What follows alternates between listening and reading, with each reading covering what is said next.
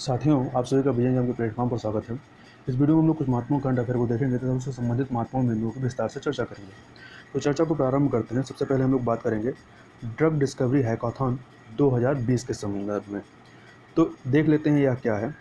तो इसके बारे में विस्तार से जानने से पहले यह आप याद रखिएगा कि जो जीएस का प्रश्न पत्र नंबर 2 है, उसके अंतर्गत एक टॉपिक है स्वास्थ्य, शिक्षा, मानव संसाधनों से संबंधित सामाजिक क्षेत्र सेवाओं के विकास और प्रबंधन संबंधित विषय, उसके तहत यह टॉपिक कवर हो जाएगा।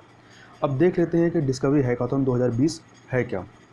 तो यह हैकाथॉन जो है दवा की खोज प्रक्रिया में मदद करने के लिए अपनी तरह की पहली राष्ट्रीय पहल है, अर्थात नेशनल इनिशिएटिव है। और इसमें कंप्यूटर विज्ञान, रसायन विज्ञान, फार्मेसी, चिकित्सा विज्ञान, बुनियादी विज्ञान और जैव प्रौद्योगिकी जैसे विभिन्न क्षेत्रों के पेशेवरों, शिक्षकों, शोधकर्ताओं और छात्रों की भागीदारी होगी। अब देख लेते हैं कि इस पहल में या जो इनिशिएटिव है इसमें भागीदार कौन कौन सी संस्थाएं हैं। तो यह ड्रग डिस्कवरी हैकाथॉन एक संयुक्त पहल है तथा इसमें कई सारे संस्थान जो हैं वो भागीदार हैं। कौन कौन से, उनके नामों की बात देख लेते हैं। तो इसमें आपका मानव संसाधन विकास मंत्रालय के नवाचार प्रकोष्ठ अर्थात इनोवेशन जो सेल है वह शामिल है। इसके अलावा अखिल भारतीय तकनीकी शिक्षा परिषद, जिसको इंग्लिश में हम लोग कहते हैं all India council for technical education AICTE। इसके अलावा वैज्ञानिक एवं औद्योगिक अनुसंधान परिषद अर्थात council of scientific and industrial research CSIR, centre for development and advance computing, जिसे शॉर्ट में लोग CDEC के नाम जानते हैं। इसके अलावा माईगॉव तथा अन्य निजी कंपनियां इस हैकाथॉन में भागीदार के रूप में शामिल हैं। और इसी से संबंधित एक वर्ड है इन सिल्को ड्रग डिजाइन। तो यह इन सिल्को ड्रग डिजाइन क्या है, इसको थोड़ा समझ लेते हैं। तो इन सिल्को ड्रग डिजाइन एक शब्द है जिसका अर्थ होता है कंप्यूटर एडेड आणविक डिजाइन, मतलब जो दवा बनाई जानी है उसके लिए जो डिजाइन तैयार की जाएगी वो किसके माध्यम से, कंप्यूटर के माध्यम से। इसमें आणविक मॉडलिंग जो होती है वह उसके लिए फार्मा कोफोर ऑप्टिमाइजेशन, आणविक डॉकिंग, हिट लीड ऑप्टिमाइजेशन आदि जैसे टूलों का उपयोग करके ये आणविक मॉडलिंग की जाती है। दूसरे शब्दों में यह कंप्यूटेशनल विधियों की विस्तृत विविधता का उपयोग करके दवाओं का तर्कसंगत डिजाइन या खोज है। मतलब कंप्यूटर के विभिन्न एप्लीकेशन का उपयोग करके जो भी हमें दवा बनानी है या जिस दवा की खोज करनी है उसके संदर्भ में हम लोग मॉडलिंग या डिजाइन करते हैं। इस प्रकार यह जैव सूचना विज्ञान उपकरणों का प्रयोग करके दवा लक्षित गुणों की पहचान इसके माध्यम से की जाती है, या यह पहचान है। आगे चलते हैं, आगे बात कर लेते हैं खोलोंगछू जल विद्युत परियोजना के बारे में। तो यह आपका जीएस का प्रश्न पत्र नंबर जो 2 है उसके तहत भारत और इसके पड़ोसी के तहत कवर हो जाएगा, क्योंकि यह जो खोलोंगछू जल विद्युत परियोजना है यह भारत और भूटान की एक संयुक्त परियोजना है। तो हाल ही में भारत एवं भूटान ने 600 मेगावाट क्षमता वाली खोलोंगछू जल विद्युत परियोजना हेतु एक समझौते पर हस्ताक्षर किए हैं। अब इससे संदर्भित मुख्य बिंदुओं को देखें तो यह भारत और भूटान के बीच पहली संयुक्त उद्यम अर्थात ज्वाइंट वेंचर वाली परियोजना होगी। इस परियोजना के संयुक्त उद्यम साझेदारों में भारत का सतलुज जल विद्युत निगम और भूटान का ड्रूप ग्रीन पावर कॉरपोरेशन शामिल होंगे। और भारत ने वर्ष 2008 में भूटान को वर्ष 2020 तक कुल 10,000 मेगावाट विद्युत क्षमता विकसित करने में सहायता का आश्वासन दिया था। भारत की इस प्रतिबद्धता के तहत भूटान में विकसित की जाने वाली 4 परियोजनाओं में खोलोंगछू जल विद्युत परियोजना एक अहम परियोजना है। इसके अलावा 600 मेगावाट की इस रन ऑफ द रिवर परियोजना, रन ऑफ द रिवर परियोजना का मतलब क्या होता है कि ऐसा मतलब जल विद्युत परियोजना बनाई जाएगी जिसमें पानी को रोका नहीं जाएगा। जैसे कि नॉर्मली क्या होता है कि पानी को डैम बना करके रोक दिया जाता है और उसमें पानी कलेक्ट करके फिर उससे जल विद्युत उत्पादन किया जाता है, परंतु यहाँ पर डैम बनाकर पानी को रोका नहीं जाएगा, मतलब उसके प्रवाह को बहुत ज़्यादा प्रभावित नहीं किया जाएगा। तो 600 मेगावाट की इस रन ऑफ द रिवर परियोजना को पूर्वी भूटान के त्रासी यांगत्से जिले में खोलोंगछू नदी के निचले हिस्से पर स्थापित किया जाएगा। तो याद रखिएगा यह परियोजना किस नदी पर स्थापित की गई, खोलोंगछू नदी पर। और यह कहाँ स्थापित होगी, तो भूटान में स्थापित की जाएगी। परियोजना के 2025 में पूरा होने की संभावना है तथा परियोजना का निर्माण जो है दोनों देशों के बीच 50-50 के शेयर होल्डिंग के साथ संयुक्त उद्यम भागीदारी के रूप में किया जाएगा। मतलब 50 जो भी पूरा फंड होगा या बजट होगा उसका 50% भारत सरकार देगी और 50% जो है वो भूटान सरकार देगी। अब इसके अलावा जो भारत भूटान के बीच जल विद्युत परियोजना है उनको भी एक बार देख लेते हैं।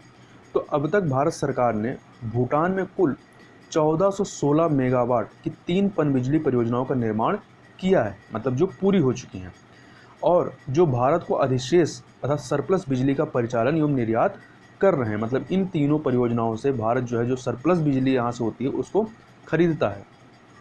अब ये 3 कौन सी परियोजना है? एक है चुरबा परियोजना 336 मेगावाट की, कुरीछू परियोजना 60 मेगावाट की, ताला परियोजना 1220 मेगावाट की। तो ये नाम याद रखिएगा कि ये परियोजना कहाँ से संबंधित, किस देश से संबंधित है। इसके अलावा भारत ने हाल ही में 720 मेगावाट की मंगदेच्छू जल विद्युत परियोजनाओं को पूरा किया है, और दोनों पक्ष जो है 1200 मेगावाट की पुना सांगचू परियोजना 1 और 1020 मेगावाट की पुना सांगचू परियोजना नंबर 2 सहित अन्य परियोजनाओं को पूरा करने हेतु प्रयासरत हैं। यहाँ पर कुछ फैक्ट भी याद रखिएगा आप, जैसे कि आप मानचित्र में इसको देखिएगा तो यदि कहा जाए कि भारत के पड़ोसी कौन से हैं, मतलब भूटान के पड़ोसी कौन से हैं, भूटान की सीमा किससे लगती है, तो भूटान की सीमा भारत और चीन से लगती है, और यह एक स्थल रुद्ध या स्थलबद्ध देश है। अब यदि यह पूछा जाए कि भारत के किन राज्यों की सीमा भूटान से लगती है, तो यह प्रश्न पूछा गया है, तो इसको एक बार मैप में देख लीजिएगा और इन 4 राज्यों के नाम याद रखिएगा जिनकी सीमा भूटान से लगती है। किसकी सीमा लगती है? तो सिक्किम की, पश्चिम बंगाल, असम और अरुणाचल प्रदेश। तो ये 4 राज्य भारत के ऐसे हैं जिनकी सीमा भूटान से टच होती है। आगे चलते हैं, आगे बात लेते हैं REDD+ कार्यक्रम के संदर्भ में। तो यह इन्वायरमेंट से संबंधित है, तो यह आपका GS का प्रश्न पत्र नंबर 3 के पर्यावरण संरक्षण के अंतर्गत कवर हो जाएगा। तो संदर्भ क्या है, या चर्चा में क्यों है?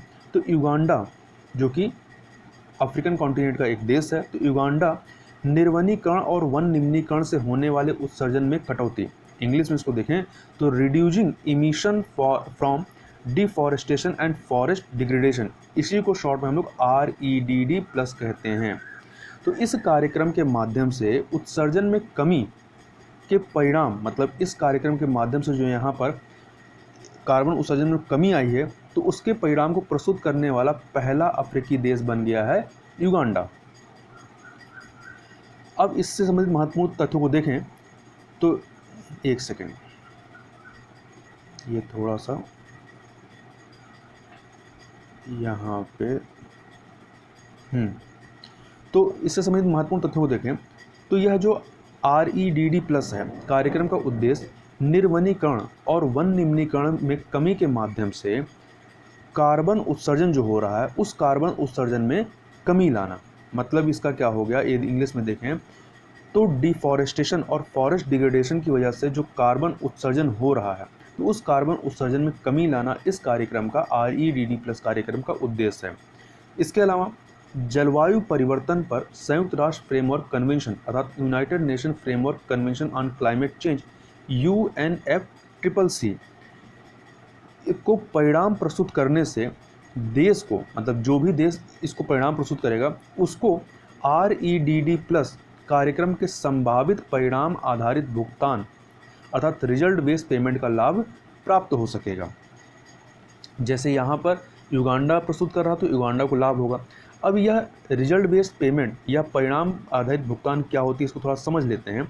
तो यह उन विकासशील देशों जिनके द्वारा निश्चित अवधि के दौरान निर्वनीकरण अर्थात डिफॉरेस्टेशन पर रोक लगाई गई है को वित्तीय प्रोत्साहन प्रदान करता है, और यह संयुक्त राष्ट्र समर्थित तकनीकी मूल्यांकन के माध्यम से यह जो सहायता दी जाती है तो तकनीकी मूल्यांकन के माध्यम से यह किया जाता है। तथा ब्राज़ील जो है परिणाम आधारित भुगतानों के तहत निधि प्राप्त करने वाला पहला देश रहा है। अब यह जो REDD+ कार्यक्रम है इसके बारे में महत्वपूर्ण तथ्यों को देख लें तो यह REDD+ कार्यक्रम जो है यह UNFCCC United nation framework convention on climate change के सदस्य देशों तथा जो इसके पार्टीज हैं, तो सदस्य देशों द्वारा विकसित एक ऐसा तंत्र या मैकेनिज्म है जो विकासशील देशों, तो यहाँ ध्यान दीजिएगा कि यह केवल विकासशील देशों की बात करता है, विकसित देशों की बात नहीं करता है। तो जो विकासशील देशों को वनाच्छादित भूमि से उत्सर्जन में कमी करने तथा कम कार्बन आधारित निवेश को प्रोत्साहन देकर के सतत विकास को प्रोत्साहित करने का कार्य इसके द्वारा किया जाता है। तथा इसका मतलब क्या हुआ कि विकासशील देशों को वनों की रक्षा करने के लिए प्रोत्साहन या इंसेंटिव दिया जाता है। साधारण भाषा में यही कह सकते हैं कि इस मैकेनिज्म या इस कार्यक्रम REDD+ कार्यक्रम के माध्यम से क्या किया जाता है, विकासशील देशों को वनों की रक्षा के लिए प्रोत्साहन दिया जाता है। मतलब विभिन्न प्रकार के इंसेंटिव, जैसे कि इनको वित्तीय मदद मुहैया कराई जाती है, तो इस प्रकार से इनको इंसेंटिव दिया जाता है।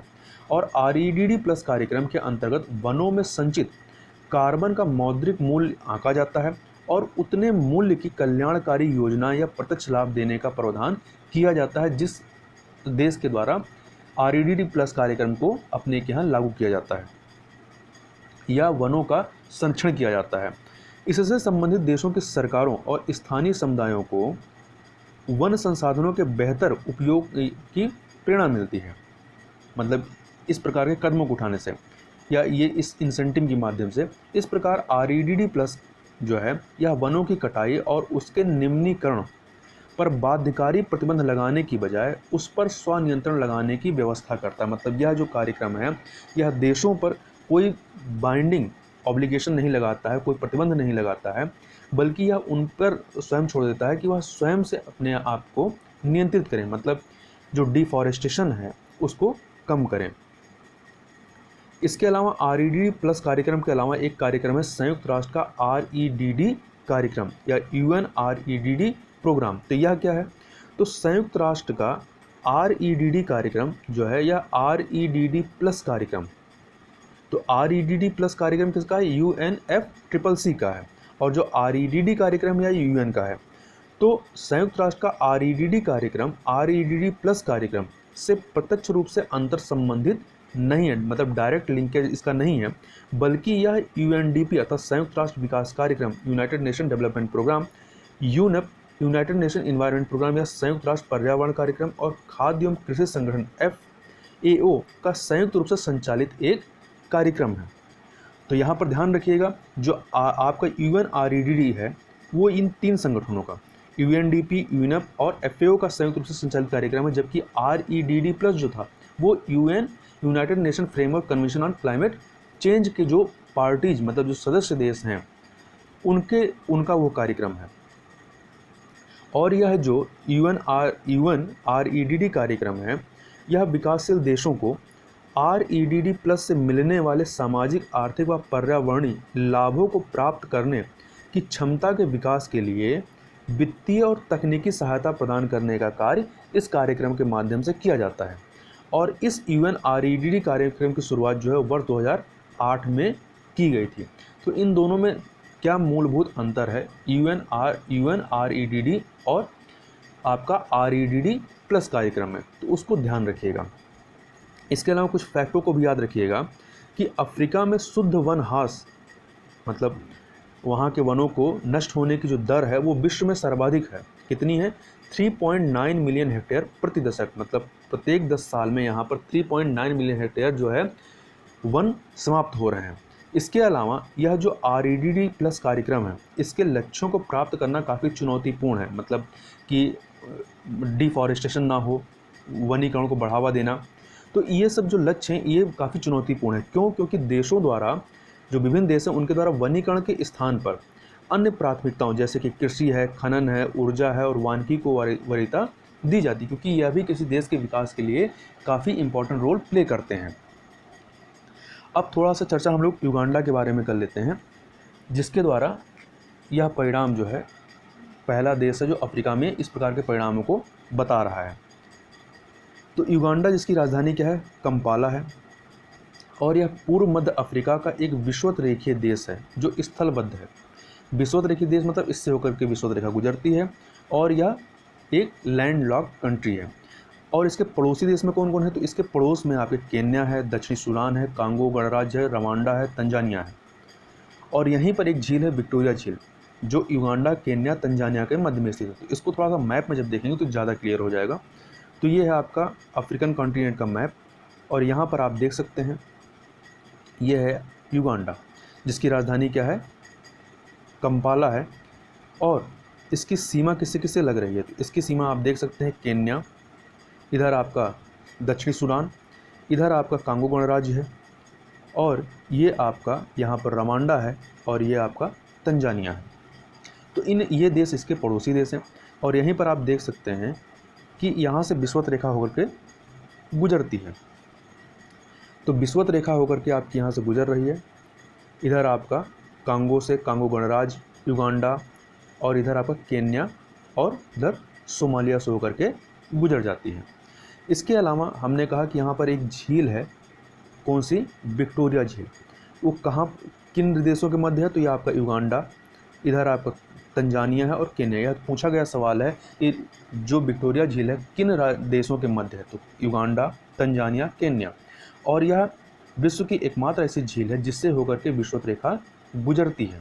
तो याद रखिएगा, विक्टोरिया झील से विषुवत रेखा होकर गुजरती है। इसके अलावा युगांडा में एक और झील है जिसका नाम है कोयोगोवा झील, KYOGA, कोयोगोवा झील है आपका कहाँ पे, युगांडा में। इसके अलावा यहाँ पर 3 महत्वपूर्ण झीलें हैं।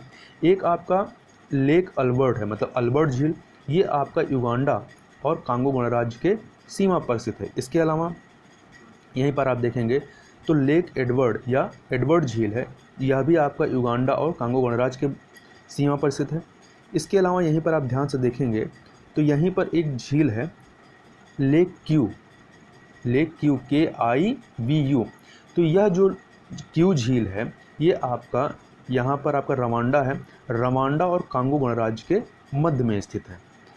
तो यहाँ पर इसका उल्लेख हमने इसलिए किया क्योंकि कई बार क्या होता है, ये क्रम लगाने के लिए पूछ लेता है, उत्तर से दक्षिण या दक्षिण से उत्तर। तो याद रखिएगा, सबसे ऊपर आपका लेक अल्बर्ट है, फिर एडवर्ड है, फिर क्यू झील है। तो इतनी चीज़ें याद रखिएगा। अब आगे चलते हैं। आगे हम लोग एक प्रश्न देख लेते हैं जो कि आपका ये जो अभी हम लोग चर्चा की UNREDD और REDD+ के संदर्भ में, तो इससे संबंधित प्रश्न है जो कि आपका IS 2016 में यह प्रश्न पूछा गया है। तो हमें बताना है कि निम्न कथनों में से कौन से कथन सही हैं। तो प्रश्न है कि UNREDD+, ये मेनली REDD+ वाला जो कार्यक्रम उसकी बात कर रहा है, तो प्रोग्राम की समुचित अभिकल्पना और प्रभावी कार्यान्वयन महत्वपूर्ण रूप से योगदान दे सकते हैं। मतलब यह कार्यक्रम जो है किन चीज़ों में योगदान दे सकते हैं। तो पहला है जैव विविधता के संरक्षण करने में, दूसरा है वन पारिस्थितिकी की समुत्थानशीलता अर्थात रेजिलेंस में, तीसरा है गरीबी कम करने में। तो इसमें तीनों ही सही हैं। जैव विविधता का संरक्षण करने में, चूँकि यह क्या है, यह वनीकरण को बढ़ावा देता है, तो एक प्रकार से क्या, जैव विविधता का संरक्षण करेगा, वन पारिस्थितिकी की समुत्थानशीलता को बढ़ावा देगा। और जब वनीकरण वगैरह होगा तो क्या होगा कि जलवायु परिवर्तन कम होगा, तो एक प्रकार से वह गरीबी कम करने में भी मददगार होगा। तो गरीबी कम करने में या आजीविका के संवर्धन में, तो इन सब चीज़ों में यह कार्यक्रम अपना योगदान देगा। तो इस प्रकार से तीनों ही इसके सही हैं, 1, 2, 3 अर्थात डी ऑप्शन सही हो जाएगा। आगे चलते हैं, आगे बात करते हैं अंतर्राष्ट्रीय क्षुद्रग्रह दिवस या इंटरनेशनल एस्ट्रॉयड डे के बारे में। तो प्रतिवर्ष यह 30 जून को अंतर्राष्ट्रीय क्षुद्रग्रह दिवस या इंटरनेशनल एस्ट्रॉयड डे मनाया जाता है, और इसका उद्देश्य क्षुद्रग्रह अर्थात एस्ट्रॉयड प्रभाव के खतरे के बारे में सार्वजनिक जागरूकता बढ़ाना है।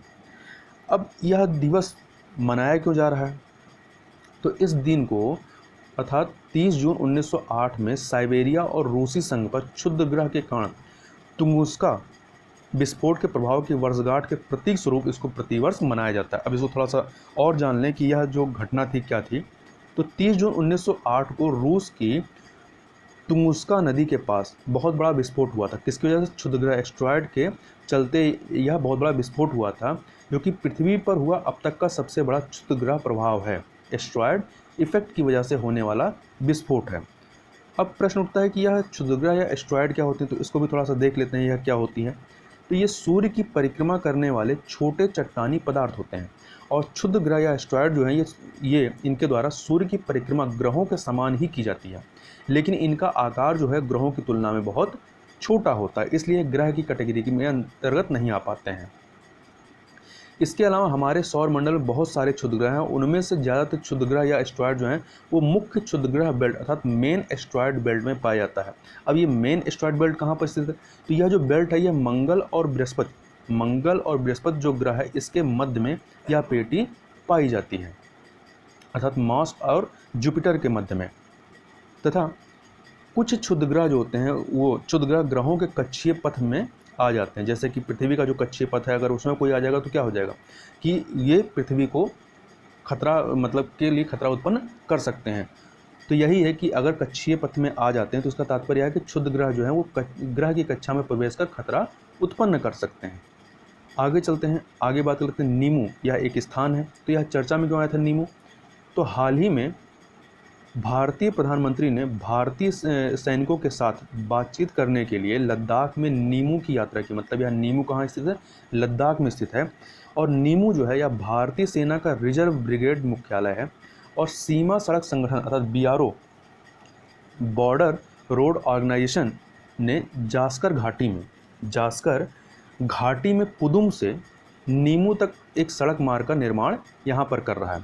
और BRO के बारे में याद रखिए कि इसकी स्थापना कब हुई थी? 1960 में हुई थी और यह रक्षा मंत्रालय के अंतर्गत आता है।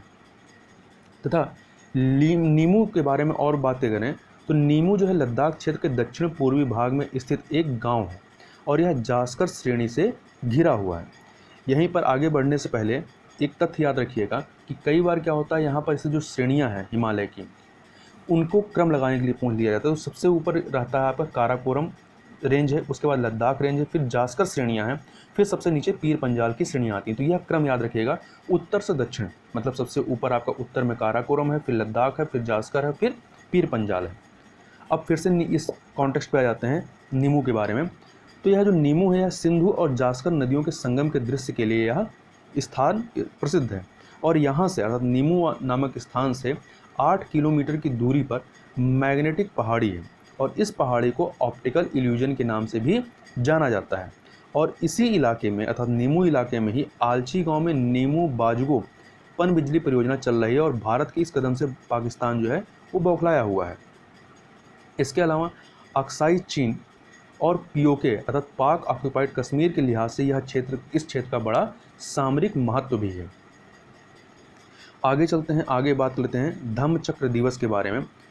तो अभी हाल ही में अंतर्राष्ट्रीय बौद्ध परिसंघ अर्थात IBC भारत सरकार के संस्कृत मंत्रालय अर्थात कल्चरल मिनिस्ट्री की साझेदारी में आगामी 4 जुलाई, मतलब जो 4 जुलाई भी हुआ है, तो 4 जुलाई 2020 को आषाढ़ पूर्णिमा पर धम्मचक्र दिवस मना रहा है। अब इस धम्मचक्र दिवस के महत्व के बारे में बात कर लेते हैं। तो यह दिवस मनाया क्यों जाता है? तो यह जो दिन है अर्थात धम्मचक्र दिवस, तो यह दिन बुद्ध के ज्ञान प्राप्त करने के बाद भारत में वाराणसी के निकट सारनाथ में आज ही के दिन, मतलब धम्मचक्र दिवस के दिन ही हिरण उद्यान जो कि ऋषिपट्टन में स्थित है, तो हिरण उद्यान ऋषिपट्टन में आषाढ़ की पूर्णिमा को पहले 5 तपस्वी शिष्यों, इनको क्या कहा जाता था? पंचवर्गिका कहा गया है, इनको उपदेश दिए जाने को चिन्हित किया करता है। मतलब इसी दिन को बुद्ध ने पहली बार जब उनको ज्ञान प्राप्त हुआ, तो ज्ञान प्राप्त होने को पहली बार 5 शिष्यों को, जिनको पंचवर्गिका कहते हैं, उनको उपदेश दिया था। कहाँ पर? बनारस के सारनाथ में। और धम्मचक्र या पवट्टनुसुता या धर्मचक्र प्रवर्तन सूत्र जो है, यह इसका उपदेश धर्म के प्रथम चक्र के घूमने के नाम से भी विख्यात है और 4 पवित्र सत्य या उच्च अष्टमार्ग से निर्मित है। यहाँ याद रखिएगा कि यदि कहा जाए कि 4 आर्य सत्य जो है किससे संबंधित? तो यह बौद्ध धर्म से संबंधित। इसके अलावा अष्टांगिक मार्ग भी बौद्ध धर्म से संबंधित है। इसके अलावा आषाढ़ पूर्णिमा का पावन दिवस जो है, यह भारतीय सूर्य कैलेंडर के अनुसार आषाढ़ महीने की पहली पूर्णिमा को पड़ता है। इसके अलावा यह जो दिवस है, यह श्रीलंका में इशाला पोया तथा थाईलैंड में असाना बूचा के नाम से विख्यात है। और बुद्ध पूर्णिमा या वैशाख के बाद बौद्धों के लिए यह जो धम्मचक्र दिवस है, यह दूसरा सबसे पवित्र दिवस माना जाता है। इसके अलावा इस दिन को अर्थात धम्मचक्र दिवस को गुरु पूर्णिमा के रूप में बौद्धों और हिंदुओं दोनों द्वारा अपने गुरुओं के प्रति श्रद्धा का प्रतीक के तौर पर माना जाता है। अब महात्मा बुद्ध या गौतम बुद्ध से संबंधित कुछ महत्वपूर्ण तथ्यों को देख लेते हैं, जिनसे परीक्षा में प्रश्न लगातार पूछा जाता है और आगे भी पूछे जाने की पूरी संभावना रहेगी। तो गौतम बुद्ध का जो जन्म हुआ था वो 563 ईसा पूर्व कपिलवस्तु के लुम्बिनी नामक स्थान पर हुआ था। इनके पिता शुद्धोधन शाक्यगढ़ के मुखिया थे और इनकी माता माया देवी थी। और इनकी मृत्यु जो होती है, गौतम बुद्ध की मृत्यु जो होती है 483 ईसा पूर्व में उत्तर प्रदेश के देवरिया के कुशीनारा में हुई थी। और जब इन्होंने गृह त्याग किया तो जो गृह त्याग की घटना उसे क्या कहा जाता है, महाविनिष्क्रमण कहा जाता है। और जब इन्होंने शरीर त्याग किया, जब इनको मृत्यु होती है, निर्वाण प्राप्त करते हैं, तो इसे क्या कहा गया, महापरिनिर्वाण कहा गया। इसके अलावा यदि बौद्ध धर्म के तीर्थन के बारे में पूछा जाए, तीर्थ कौन से हैं, बुद्ध, धम्म और संघ हैं। और इससे सबसे ज़्यादा पूछा जाने वाला प्रश्न है बौद्ध सभाओं के बारे में। तो 4 बौद्ध संगीतियाँ हुई हैं, इन 4 बौद्ध संगीतियों के बारे में देख लेते हैं एक करके। तो प्रथम बौद्ध संगीत जो होती है 483 ईसा पूर्व राजगृह में होती है, और इसकी अध्यक्षता महाकश्यप के द्वारा की गई थी। और किसके शासनकाल में हुई थी, तो अजातशत्रु के शासनकाल में। द्वितीय बौद्ध संगीत 383 ईसा पूर्व वैशाली में, इसके अध्यक्ष सभा कवि थे, और किसके शासनकाल में, कालाशोक के शासनकाल में। तृतीय बौद्ध सभा 255 ईसा पूर्व, कहाँ पर, पाटलिपुत्र में, और इसकी अध्यक्षता मोगल पुत्र तिष्ट के द्वारा की गई थी, और शासनकाल किसका था, अशोक का था। चतुर्थ बौद्ध सभाएं या चतुर्थ बौद्ध संगीत हुई थी ईसा की प्रथम शताब्दी में, कहाँ पर, कुंडलवन, यह जम्मू कश्मीर में ही स्थित है, और इसकी अध्यक्षता 2 लोगों द्वारा, वसुमित्र और अश्वघोष के द्वारा की गई थी, और किसके शासनकाल में, कनिष्क के शासनकाल में। इसके अलावा कई बार पूछ लिया जाता है कि इनके बौद्ध के प्रमुख अनुयायी कौन थे, तो बिम्बिसार, प्रसेनजित, उदयन और अशोक थे। इसके अलावा बौद्ध संघ में प्रविष्ट होने को क्या कहा जाता है, उपसंपदा कहा जाता है, यह प्रश्न पूछा गया है। इसके अलावा जातक कथाएं जो हैं वो बुद्ध के पुनर्जन्म से संबंधित रहे। तो जातक कथाएं प्रदर्शित करती हैं कि बोधिसत्व महात्मा बुद्ध को कहा जाता है। तो बोधिसत्व का अवतार मनुष्य रूप में भी हो सकता है तथा पशुओं के रूप में भी हो सकता है। और बोधिसत्व के रूप में पुनर्जन्मों की दीर्घ श्रृंखला के अंतर्गत बुद्ध ने शाक्य मुनि के रूप में अपना अंतिम जन्म प्राप्त किया है, किंतु इसके उपरांत मैत्रेय तथा अन्य अनाम बुद्ध अभी अवतरित होने शेष हैं। तो याद रखिएगा, मैत्रेय के रूप में कौन अवतरित होगा, तो महात्मा बुद्ध अवतरित होंगे। आगे चलते हैं, आगे बात करते हैं महान्यायवादी या अटॉर्नी जनरल के बारे में। तो यह जो टॉपिक है यह आपका जीएस के प्रश्न पत्र नंबर 2 के भारतीय संविधान के अंतर्गत आ जाएगा। अब बात करते हैं कि संदर्भ क्या है, चर्चा में क्यों आया महान्यायवादी। तो हाल ही में केंद्र सरकार ने अटॉर्नी जनरल के रूप में वरिष्ठ अधिवक्ता के वेणुगोपाल के कार्यकाल को 1 वर्ष के लिए बढ़ा दिया है। ये जो के वेणुगोपाल हैं, 30 जून 2017 को के वेणुगोपाल को 3 वर्ष के कार्यकाल के लिए भारत का 15वां अटॉर्नी जनरल नियुक्त किया गया था, जिनका कार्यकाल अभी समाप्त हो रहा था 30 जून को, और इनका कार्यकाल 1 साल के लिए और बढ़ा दिया गया। और ये मुकुल रोहतगी जो कि 14वें अटॉर्नी जनरल थे, उनका स्थान इन्होंने लिया था। तो केवल कार्यकाल इन्हीं का नहीं बढ़ाया गया, बल्कि जो सॉलिसिटर जनरल हैं तुषार मेहता, उनके कार्यकाल को भी 3 वर्ष के लिए विस्तार दे दिया गया है। अब हमारे लिए परीक्षा के दृष्टिकोण से महत्वपूर्ण क्या है, महान्यायवादी अटॉर्नी जनरल के बारे में। तो महान्यायवादी के बारे में संविधान में, आपके संविधान के भाग 5 के अंतर्गत अनुच्छेद 76 अर्थात आर्टिकल 76 में इनकी चर्चा की गई है। और महान्यायवादी या अटॉर्नी जनरल की नियुक्ति कौन करता है, तो राष्ट्रपति के द्वारा की जाती है। और इनकी योग्यता क्या है, मतलब किस व्यक्ति को महान्यायवादी नियुक्त किया जाएगा, तो ऐसा व्यक्ति जिसको उच्चतम न्यायालय के न्यायाधीश होने की योग्यता रखता हो, उच्चतम न्यायालय के न्यायाधीश होने की योग्यता रखता हो, वह क्या होगा, वह महान्यायवादी बन सकता है। अब प्रश्न उठता है कि उच्चतम न्यायालय के न्यायाधीश होने के लिए योग्यता क्या होनी चाहिए, तो इसको भी देख लेते हैं। तो पहली कंडीशन क्या है कि वह भारत का नागरिक हो। दूसरा, हाई कोर्ट के न्यायाधीश के रूप में कार्य करने का उसे 5 वर्ष का अनुभव हो, या यदि यह अनुभव नहीं है तो यह हाई कोर्ट में वकालत का 10 वर्षों का अनुभव हो, या राष्ट्रपति के मतानुसार वह न्यायिक मामलों का योग्य व्यक्ति हो। तो ये जो दूसरी कंडीशन है, इन तीनों स्थितियों में से कोई भी एक फुलफिल हो और वो भारत का नागरिक हो, तो वह जो है सुप्रीम कोर्ट का न्यायाधीश नियुक्त किया जा सकता है। और जो महान्यायवादी होता है उसका कार्यकाल कितना होता है, तो ये इसका कार्यकाल राष्ट्रपति के प्रसाद पर्यंत तक होता है, मतलब जब तक राष्ट्रपति चाहे तब तक इसका कार्यकाल होता है, इसका टेन्योर कोई फिक्स नहीं होता है। और इसकी पारिश्रमिक अर्थात वेतन वगैरह वो राष्ट्रपति द्वारा निर्धारित किया जाता है। तो याद रखिएगा, इस परीक्षा में आ जाए कि इसका पारिश्रमिक या वेतन जो है संसद द्वारा निर्धारित किया जाता है, तो नहीं, राष्ट्रपति द्वारा निर्धारित किया जाता है।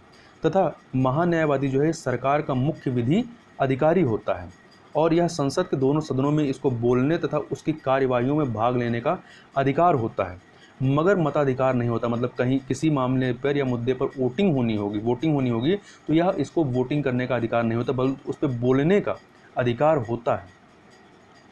तथा इस दौरान जब यह संसद के कार्रवाइयों में भाग लेता है तो इस दौरान वह संसद के एक सदस्य के समान विशेषाधिकारों एवं उन्मुक्तियों का अधिकारी होता है।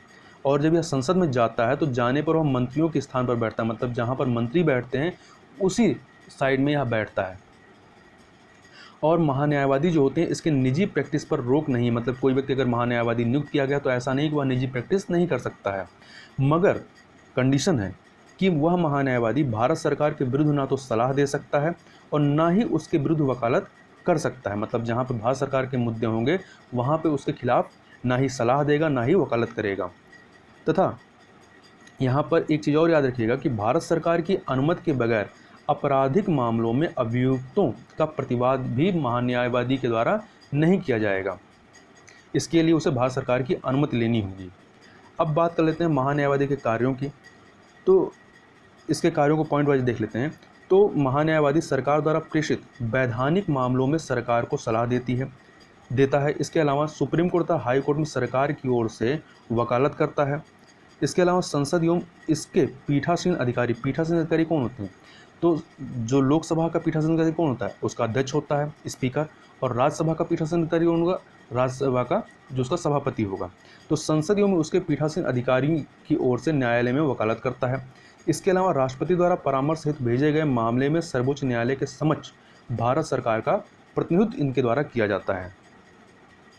इसके अलावा कुछ अन्य बातें भी याद रखिएगा कि भारत के किसी भी न्यायालय में महान्यायवादी के उपस्थित होने का अधिकार, मतलब किसी भी न्यायालय में ये जा सकता है।